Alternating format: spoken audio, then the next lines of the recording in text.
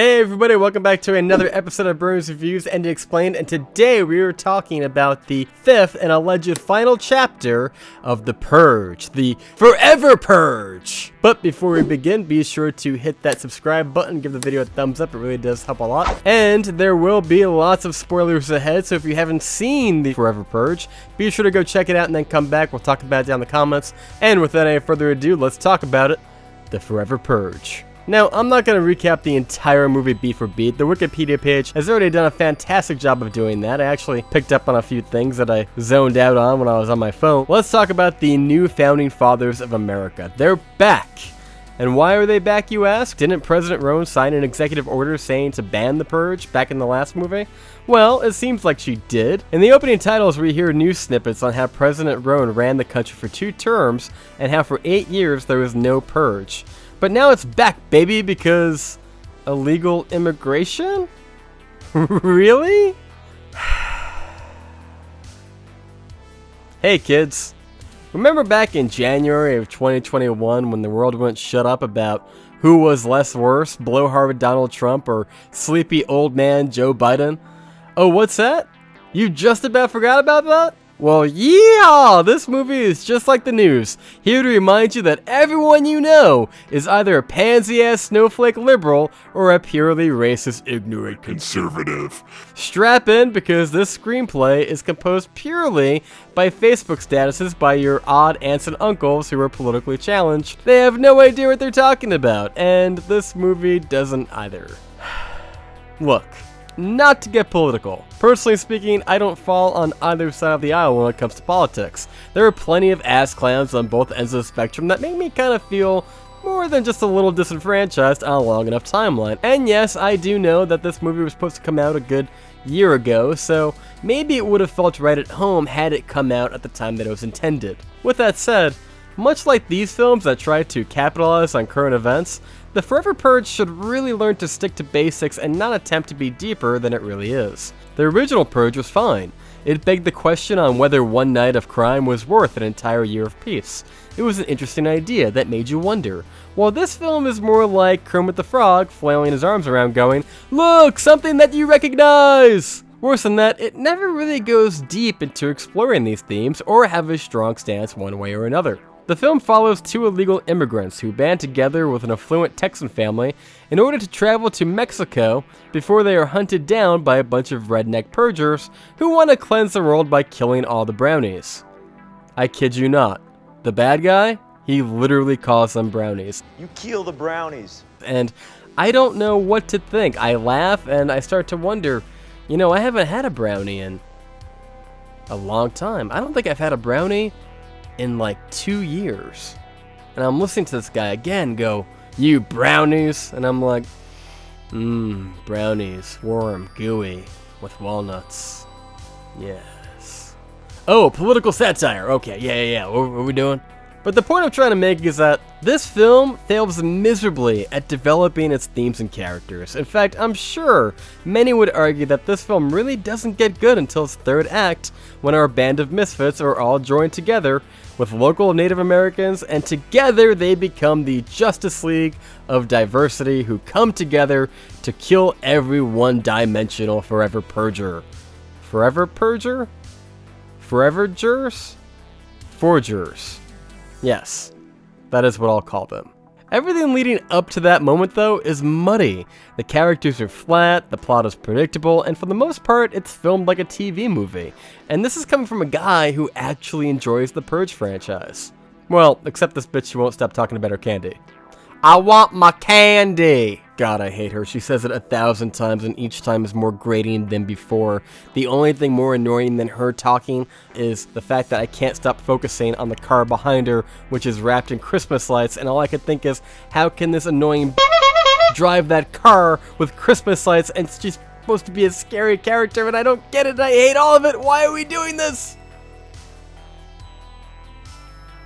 But I digress. The film also stars Josh Lucas, who you might know from American Psycho and anything from the early 2000s. He's likable enough, but his entire arc is that he's borderline racist. I don't know if I want my kids knowing Spanish. And then he's not. Gracias, amigos. And if that wasn't clear enough for you, we have his dad, played by the guy from Armageddon, explain it to you in depth. I thought I raised my son right. I guess I didn't do everything right. And hey look, I don't mind that this film isn't the next Minari, but at least, know what movie you are and stay in your lane. You're not a political think piece, and you're not even really an action movie that looks like a bunch of cutscenes from a video game. You are a horror movie. That's what your IMDb says, that's what your 4 other movies say, so be a horror movie. Speaking of Daddy Armageddon, he easily has the coolest death scene in the entire movie. It's not groundbreaking or anything, but I at least give it credit for trying to make it kinda gory and not shot from 30 yards away. As far as pros, I really did like the illegal immigrant couple. Well, right up until this line. Does that translate? Why? The film finally does end when our ragtag crew make it to Mexico just in the nick of time for McDermott's wife to have her baby at a nearby refugee camp. With many cities in the US in flames, the NFFA is blamed and disbanded for causing the prolonged violence. Various news reports indicate that more than 2 million Americans had crossed the Mexican border as refugees, while others rallied to fight against the Ever Purgers, the Ever After Purgers. The Ever After Purgers? Did I read that right? Really? That's the name you're going with? Of all the menacing things you can go with, the Happily Ever After Purgers?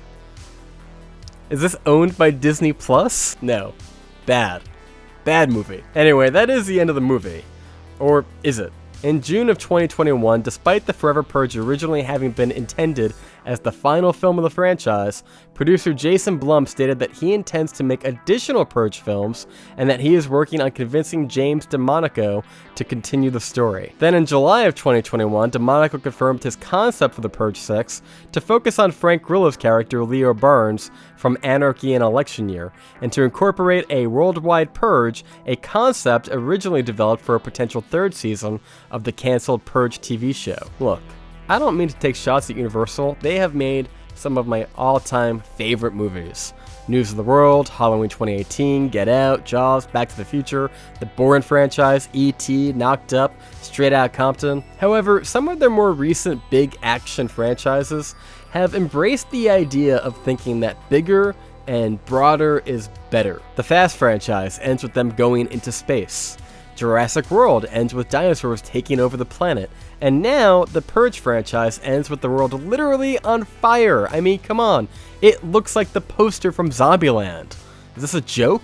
I'm just saying, what made the earlier films work so well is that they were focused in on a tight group, usually family members, that you were cheering for to survive. It had villains that, granted, not groundbreaking or even scary at times, but they were iconic, you remembered them, and they usually lasted the whole movie.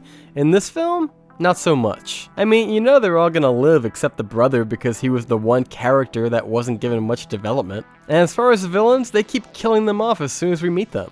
Take this guy for example. This guy should have been your main villain from beginning to end.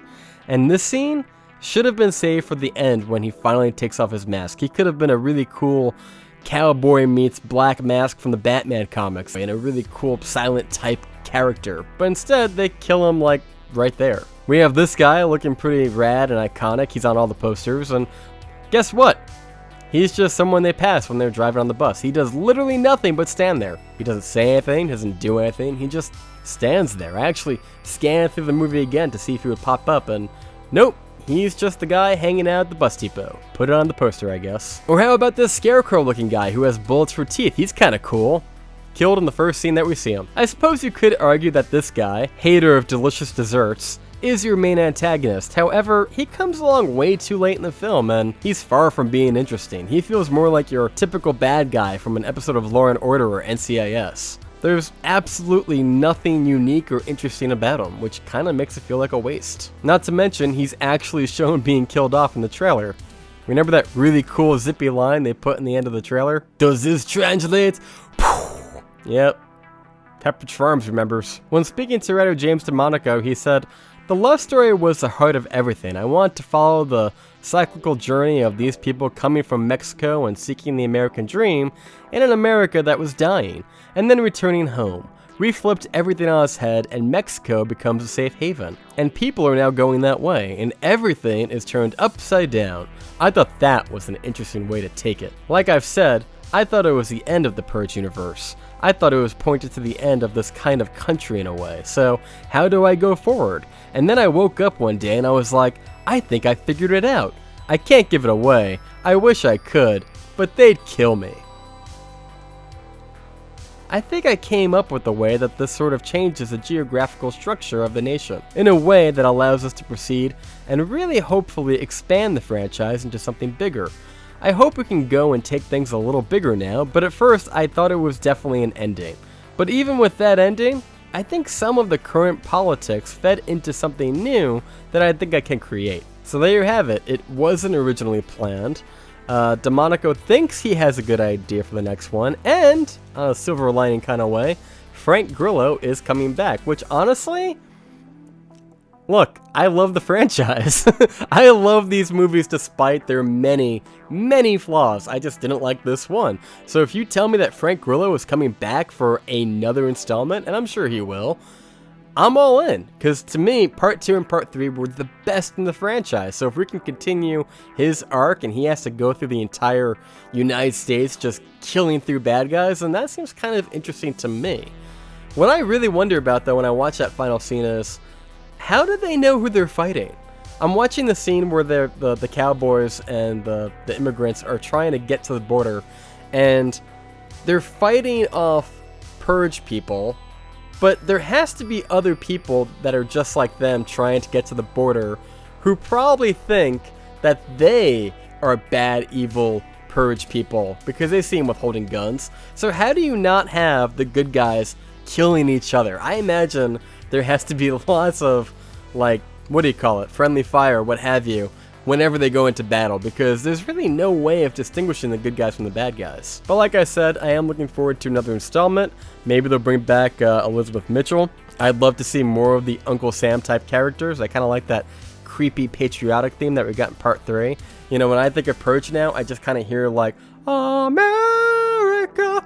You know, every time I walk into shop right now, I hear that and I think of the Purge. If they can go back to election year and bring back those like creepy, almost like Michael Myers, Uncle Sam type characters, more menacing characters that don't say anything but just kill people because it's a horror movie, that would be cool. Get rid of all this bullshit of like, well, it's a big budget action movie that's mainstream. No, cut it. Don't like it, no good. But what do you think? Be sure to comment down below. I'd love to get your opinion on it. We are almost at 5,000 subs. And until next time, guys, thank you so much for watching. I've been John here on Burns Reviews. You just got burned, and we will see you next time.